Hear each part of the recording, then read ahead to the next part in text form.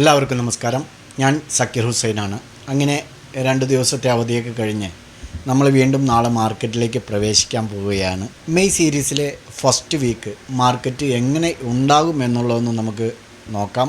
ഈ ആഴ്ച നമുക്ക് 4 സെഷൻ മാത്രമേ ഉള്ളൂ. ഒരു IPO വരുന്നുണ്ട്, എയ്തർ എനർജി. നമുക്ക് അത് വാങ്ങണോ വേണ്ടേ എന്നുള്ളതൊന്ന് ചർച്ച ചെയ്യാം. അതിനു മുമ്പ് നിങ്ങൾ ആദ്യമായാണ് ഞങ്ങളുടെ വീഡിയോ കാണുന്നതെങ്കിൽ താഴെ ഡിസ്ക്രിപ്ഷനിൽ ടെലഗ്രാം ലിങ്ക് ഉണ്ട്.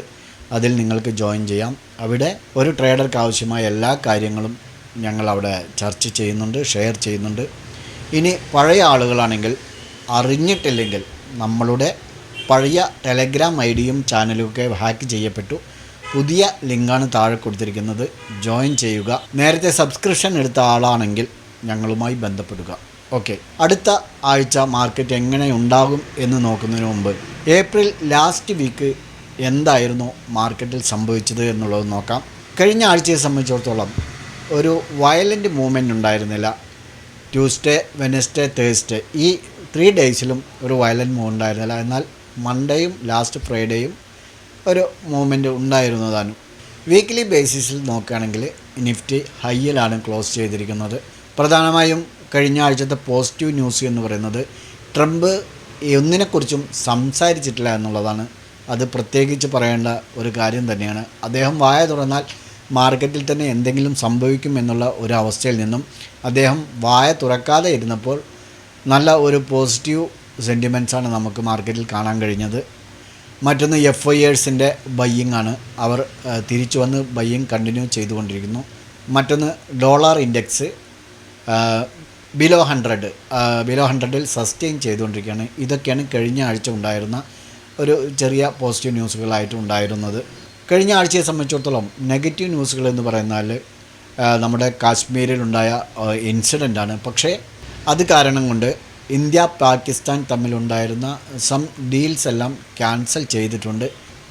ടോട്ടലി നോക്കുകയാണെങ്കിൽ ബോർഡർ ലൈനിലൊരു വാർ ടെൻഷൻ നിലവിലുണ്ട്. പക്ഷേ അത് വരും ആഴ്ചകളിൽ നമ്മുടെ മാർക്കറ്റിനെ സ്വാധീനിക്കില്ല. കാരണം ഇതിനും ഉണ്ടായിരുന്ന കാർഗിൽ യുദ്ധസമയത്തൊന്നും നമ്മുടെ മാർക്കറ്റ് കാര്യമായി ഒരു തകർച്ച നേരിട്ടിട്ടില്ല. ഒരു കണ്ടിന്യൂ ആ ഒരു ലെവലിൽ തന്നെയാണ് പോയിക്കൊണ്ടിരുന്നത്. അതുപോലെ തന്നെ ഇപ്പോൾ ഒരു വാർ ടെൻഷൻ കാശ്മീർ ബോർഡറിൽ ഉണ്ടെങ്കിലും നമുക്ക് അതിനെക്കുറിച്ച് ബേജാറാവേണ്ട ആവശ്യമില്ല. നമുക്ക് ഇവിടെ അതിനെക്കുറിച്ച് ഡിസ്കസ് ചെയ്യേണ്ട ആവശ്യവുമില്ല. അതുകൊണ്ട് തന്നെ മറ്റൊന്ന്, ഡൊണാൾഡ് ട്രംപും ചൈനയും തമ്മിലുള്ള ട്രേഡിംഗ് ഡീല്.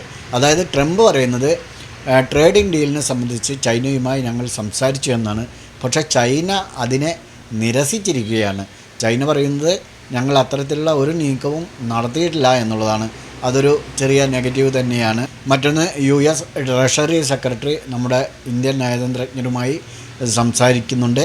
അത് എത്രയും പെട്ടെന്ന് തന്നെ ഇന്ത്യ US തമ്മിലുള്ള വ്യാപാര കരാറുകളിൽ സൈൻ ചെയ്യും എന്നും പറഞ്ഞിട്ടുണ്ട്. മറ്റൊന്ന്, നമ്മുടെ രൂപയാണ് സ്ലൈറ്റ്ലി ഒരു ഡിപ്രസിയേറ്റാണ് ചെയ്തിരിക്കുന്നത്. അതായത് 85.1 എന്നുള്ള ഒരു ലെവലിൽ നിന്ന് 85.5 എന്നുള്ള ഒരു ലെവലിലേക്ക് ചെറുതായി താഴ്ന്നിട്ടുണ്ട്. കഴിഞ്ഞ ആഴ്ചയെ സംബന്ധിച്ചിടത്തോളം സെൻസെക്സിനെ നോക്കുകയാണെങ്കിൽ സെൻസെക്സ് 659 പോയിൻറ്റ് വീക്കിലി ബേസിസിൽ 659 പോയിൻറ്റ് പോസിറ്റീവിൽ 79,200 സെറ്റിൽഡായിരിക്കുന്നു. അതേപോലെ നിഫ്റ്റി 187 പോയിൻറ്റ് പോസിറ്റീവിൽ 24,039 സെറ്റിൽഡായിരിക്കുന്നു. മറ്റ് ബ്രോഡർ മാർക്കറ്റിലേക്ക് വരുമ്പോൾ mid and small, large cap എല്ലാം തന്നെ 1% പോസിറ്റീവിലാണ് ക്ലോസ് ചെയ്തിരിക്കുന്നത്. IT ആണ് ഏറ്റവും നല്ല ഒരു പ്രകടനം കാഴ്ചവെച്ചത്. 6.5% പോസിറ്റീവിലാണ് ക്ലോസ് ചെയ്തിരിക്കുന്നത്. അതേപോലെ ആട്ടോ സെക്ടർ 3% ഉയർന്നു. റിയാലിറ്റി 1.5%. ചെറിയൊരു ഇടിവ് നേരിട്ടത് മീഡിയ സെക്ടറിനും കൺസ്യൂമർ ഡ്യൂറബിൾസുമാണ്. ഈച്ച് 1.2 1.5% രണ്ട് സെക്ടറുകളും ഇടിഞ്ഞിട്ടുണ്ട്. ഇനി നമുക്ക് നെക്സ്റ്റ് വീക്ക് ഇവൻറ്റ്സുകൾ ഏതൊക്കെയാണെന്ന് നോക്കാം. അതിനു മുമ്പ് IPO, അതായത് ഏതർ എനർജി എന്ന് പറയുന്നത് ബാംഗ്ലൂർ ബേസ്ഡ് ഇലക്ട്രിക്കൽ ബൈക്ക് മെയ്ഡാണ്. അതുകൊണ്ട് തന്നെ അവർ ഫണ്ട് റേസ് ചെയ്യുന്നതിന് വേണ്ടിയിട്ട്, അതായത് 2,981 കോടി ഫണ്ട് റേസ് ചെയ്യാൻ വേണ്ടി IPO ആയിട്ട് വരികയാണ്. അവരുടെ ഫേസ് വാല്യൂ എന്ന് പറയുന്നത് ഓൺലി ₹1 ഷെയറാണ്. അവരുടെ ലാസ്റ്റ് 3 ഇയർ P&L നോക്കുകയാണെങ്കിൽ, അതായത് 2022 344 കോടി പ്രോഫിറ്റ് റിപ്പോർട്ട് ചെയ്തിട്ടുണ്ട്. എന്നാൽ 31 ഡിസംബർ 2024 577 കോർ ലോസാണ് റിപ്പോർട്ട് ചെയ്തിരിക്കുന്നത്. അവരുടെ നിലവിലുള്ള കടം എന്ന് പറയുന്നത് 31 ഡിസംബർ 2024 1120 കോടി രൂപയുടെ കടമാണ് ഉള്ളത്. ഫിനാൻഷ്യൽ സ്റ്റേറ്റ്മെൻറ്റ് നോക്കുകയാണെങ്കിൽ നോട്ട് ഗുഡ് എന്ന് തന്നെ നമുക്ക് പറയാം. അപ്പോൾ അതുകൊണ്ട് തന്നെ മാത്രമല്ല, അവർ ഒരു ബുള്ളിഷ് മാർക്കറ്റ്, അതായത് നമ്മുടെ മാർക്കറ്റ് ഇപ്പോഴും കണ്ടിന്യൂ ബുള്ളിഷ്നെസ്സിലേക്ക് വന്നിട്ടില്ല. കാരണം ഒരു തകർച്ചയിൽ നിന്നും കരകയറി എന്നുള്ളൂ, ഒരു ബുള്ളിഷ്നെസ്സിലേക്ക് വന്നിട്ടില്ല. ആ ഒരു സമയത്താണ് ഇവർ IPO ഇറക്കുന്നത് തന്നെ. അപ്പോൾ അതുകൊണ്ട് തന്നെ അത് അവോയ്ഡ് ചെയ്യലായിരിക്കും ബെറ്റർ എന്നാണ് എൻ്റെ ഒരു വ്യക്തിപരമായ കാഴ്ചപ്പാട്. ലോട്ട് സൈസ് 46 ക്വാണ്ടിറ്റിയാണ്. അവർ 304 to 321 രൂപ ഫിക്സ് ചെയ്തിരിക്കുന്നു. ഇനി നമുക്ക് വരുന്ന ആഴ്ചയിലെ ഇവൻറ്റ്സ് നോക്കുകയാണെങ്കിൽ, നാളെ April 28 4 PM ഇന്ത്യയുടെ ഇൻഡസ്ട്രിയൽ പ്രൊഡക്ഷൻ ഡാറ്റ വരുന്നുണ്ട്. നിലവിൽ 2.9%, ഫോർകാസ്റ്റ് 3%. മറ്റന്നാൾ Tuesday April 29 7:30 PM USA job opening data വരുന്നുണ്ട്. പിന്നെ വെനസ്ഡേ April 30 രാവിലെ 7:15 ചൈനയുടെ മാനുഫാക്ചറിങ് PMI ഡാറ്റ വരുന്നുണ്ട്. അന്ന് തന്നെ 2:30 PM യൂറോപ്യൻ GDP വരുന്നുണ്ട്. 1.2 ആണ് നിലവിൽ, ഫോർകാസ്റ്റ് 0.9% ആണ്. അന്ന് തന്നെ വൈകുന്നേരം 6 മണിക്ക് USA GDP ഡാറ്റ വരുന്നുണ്ട്. നിലവിൽ 2.4%, forecast 0.5%. Night 7:30 USA core PCE data വരുന്നുണ്ട്. ഇനി വ്യാഴാഴ്ച തേഴ്സ്ഡേ May 1 അന്ന് നമുക്ക് നമ്മുടെ മാർക്കറ്റ് ലീവാണ്. മെയ് ദിനം പ്രമാണിച്ച് നമുക്ക് മാർക്കറ്റ് ലീവാണ്. എന്നിരുന്നാലും ഇന്ത്യയുടെ GST കളക്ഷൻ ആൻഡ് ആട്ടോ സെയിൽസ് ഡാറ്റ വരുന്നുണ്ട്, ഇമ്പോർട്ടൻ്റ് ആണ്. അന്ന് തന്നെ 8:30 AM Japan interest rate decision വരുന്നുണ്ട്. 0.5% ആണ് നിലവിൽ, ഫോർകാസ്റ്റും നിലവിൽ ഉള്ളത് തന്നെ 0.5% ആണ്. അവരതിൽ മാറ്റം വരുത്തുന്നില്ല എന്നുള്ളതാണ്. അന്ന് തന്നെ 10:30 AM ജപ്പാൻ്റെ കൺസ്യൂമർ കോൺഫിഡൻസ് ഡാറ്റ വരുന്നുണ്ട്. 7:30 PM USA മാനുഫാക്ചറിങ് PMI ഡാറ്റയും വരുന്നുണ്ട്. ലാസ്റ്റ് ഫ്രൈഡേ ആണ്, Friday May 2 2:30 PM European inflation data വരുന്നുണ്ട്. 2.2 ആണ് നിലവിൽ, ഫോർകാസ്റ്റ് 2% ആണ് ചെയ്യുന്നത്. അന്ന് തന്നെ 6 PM USA non farm payrolls data വരുന്നുണ്ട്. USA അൺഎംപ്ലോയ്മെൻറ്റ് ഡാറ്റയും വരുന്നുണ്ട്. അപ്പോൾ ഇത്രയും കാര്യങ്ങളാണ് നെക്സ്റ്റ് വീക്ക് ഇവൻറ്റ്സ് ആയിട്ടുള്ളത്. ഇനി നമുക്ക് നിഫ്റ്റി ആൻഡ് ബാങ്ക് നിഫ്റ്റിയുടെ റെസിസ്റ്റൻസ് സപ്പോർട്ട് ലെവലുകളൊന്ന് നോക്കാം. നിഫ്റ്റിയെ സംബന്ധിച്ചിടത്തോളം ലാസ്റ്റ് ഫ്രൈഡേ നോക്കുകയാണെങ്കിൽ ഇപ്പോൾ കുറച്ച് 24,250 24,350 ഈ ഒരു റേഞ്ചിൽ കഴിഞ്ഞ ആഴ്ച സ്ട്രഗിൾ ചെയ്തിട്ടുണ്ടായിരുന്നു.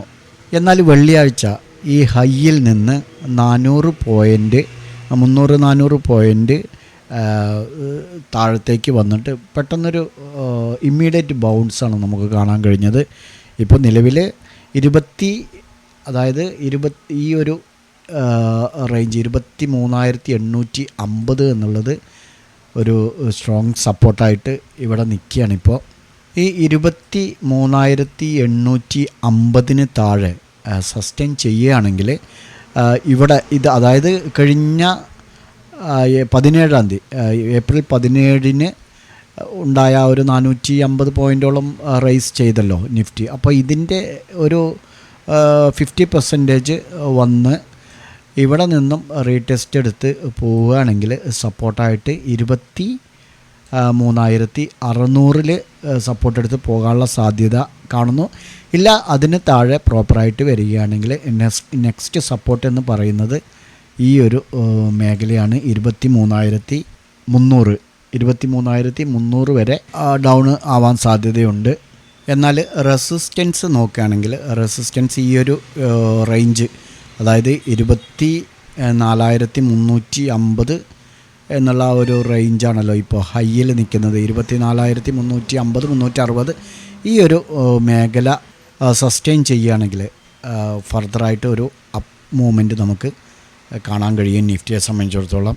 ബാങ്ക് നിഫ്റ്റിയെ സംബന്ധിച്ചിടത്തോളം 55,600 അതേപോലെ 56,000 ഇതൊരു ക്രൂഷ്യൽ ലെവലാണ്.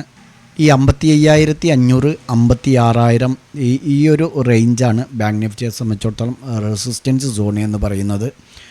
അതേപോലെ സപ്പോർട്ട് നോക്കുകയാണെങ്കിൽ 54,200 സപ്പോർട്ട്. അതിന് താഴെ വരികയാണെങ്കിൽ കഴിഞ്ഞ ഏപ്രിൽ 17 ആ ഒരു 15% റീടെസ്റ്റ് വരികയാണെങ്കിൽ 53,750 ആ ഒരു റേഞ്ചായിരിക്കും.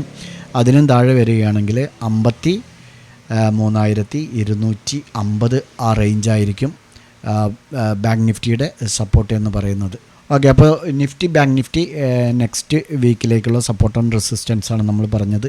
ഇനി നമുക്ക് നാളെ മാർക്കറ്റിൽ, അതായത് ഇൻട്രാഡേ മാർക്കറ്റിൽ ശ്രദ്ധിക്കാനുള്ള നിഫ്റ്റി ആൻഡ് ബാങ്ക് നിഫ്റ്റി സെൻസെക്സിൻ്റെ നമ്മൾ എല്ലാ ദിവസവും പറയുന്ന പോലുള്ള സപ്പോർട്ട് ആൻഡ് റെസിസ്റ്റൻസ് ലെവലുകളൊന്ന് നോക്കാം. ഇത് 15 മിനിറ്റ്സ് ക്യാൻഡിലാണ് നിഫ്റ്റിയുടെ. നമുക്ക് നാളെ വാച്ച് ചെയ്യാനുള്ള ഫസ്റ്റ് സപ്പോർട്ട് എന്ന് പറയുന്നത് ഇതാണ്, 23,840. 23,840 നമ്മൾ 23,850 വീക്ക്ലി നോക്കിയപ്പോൾ പറഞ്ഞത്. പക്ഷേ ഒരു 10 പോയിൻ്റ് താഴെ നമ്മൾ ഒരു കൺഫർമേഷൻ കിട്ടുന്നതിന് വേണ്ടി 23,840 നമുക്ക് സപ്പോർട്ട് ലെവലായിട്ട് നാളെ വാച്ച് ചെയ്യാം. അതേപോലെ റെസിസ്റ്റൻസ് നോക്കുകയാണെങ്കിൽ നമുക്ക് ഈ ഒരു ഏരിയ 24,150 റെസിസ്റ്റൻസ് നമുക്ക് ആക്ട് ചെയ്യുമെന്ന് പ്രതീക്ഷിക്കുന്നു. അപ്പോൾ നിഫ്റ്റിയിൽ നമുക്ക് ഇങ്ങനെ വാച്ച് ചെയ്യാം.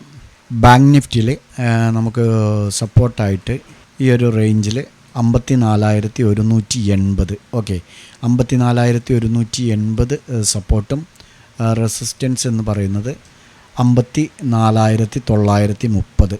അപ്പോൾ ബാങ്ക് നിഫ്റ്റിയിൽ നമുക്ക് ഇങ്ങനെ വാച്ച് ചെയ്യാവുന്നതാണ്. ഇത് നമ്മുടെ ആൽഗോ ഇൻഡിക്കേറ്ററാണ്. സെൽ എൻട്രി ബൈ എൻട്രി ഒക്കെ നിങ്ങൾക്ക് കാണാൻ കഴിയുന്നുണ്ടാവും. സെൻസെക്സിലേക്ക് വരുമ്പോൾ 78,600 സപ്പോർട്ടായിട്ട് നമുക്ക് നാളെ വാച്ച് ചെയ്യാം. ആ റെസിസ്റ്റൻസ് എന്ന് പറയുന്നത് 79,580. അപ്പോൾ ഈ 3 ഇൻഡെക്സുകൾ നിങ്ങളുടെ ട്രേഡിംഗ് പ്ലാറ്റ്ഫോമിൽ ആഡ് ചെയ്ത് നാളെ ഈ ലെവലുകളെല്ലാം ബ്രേക്കൗട്ട് നടത്തുന്നുണ്ടോ എന്നുള്ളതൊന്ന് നിങ്ങൾക്ക് വാച്ച് ചെയ്യാവുന്നതാണ്. ഞങ്ങളുടെ വീഡിയോ എഡ്യൂക്കേഷൻ പർപ്പസിന് വേണ്ടി മാത്രമാണ്. ട്രേഡ് ചെയ്യുന്നവരാണെങ്കിൽ നാളെ നല്ലൊരു പ്രോഫിറ്റബിൾ ഡേ ആവട്ടെ എന്ന് ആശംസിച്ചുകൊണ്ട് നിർത്തുന്നു. ബൈ.